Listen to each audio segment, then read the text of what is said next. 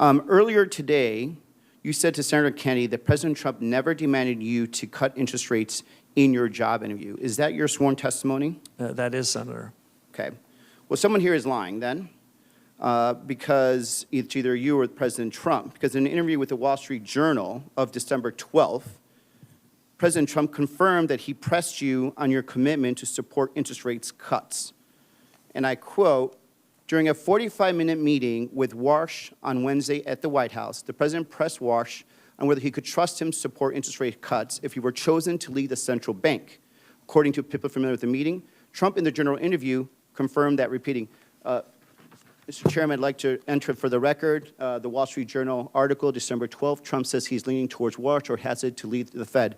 So, this brings up an issue of credibility at this point. Who's lying here? Is it you or the president? Because the president confirmed that he did ask you to cut interest rates. Senator, there's, of course, a third alternative.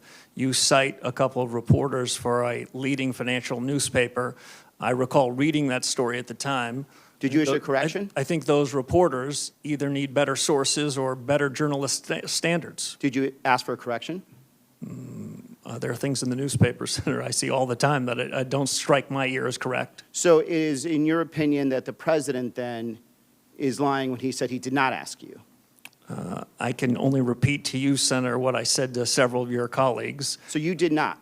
You right now, under sworn testimony, are saying just to right now that the President of the United States in that job interview did not ask you to cut interest rates? The President never asked me to commit to interest rate cuts at any particular meeting over the period of my tenure at the Fed. He didn't ask for it, he didn't demand it, he didn't require it, and nor would I have ever done so.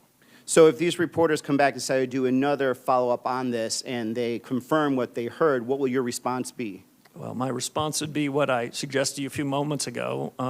As I read that story in real time, I remember thinking they either need better journalistic standards or better sources. So, here's my problem, Mr. Chair and colleagues. And Mr. Warsh, I think you're incredibly qualified. But a lot of us are actually worried about the integrity of the Federal Reserve. We're worried about what this means for the economic markets, and we're worried about what this means for inflation.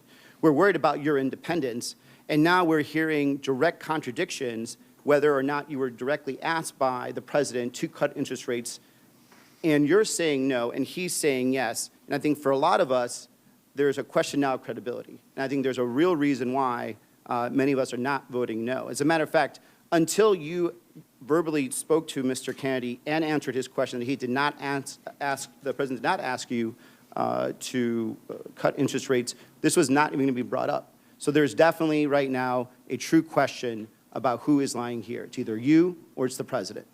I yield back.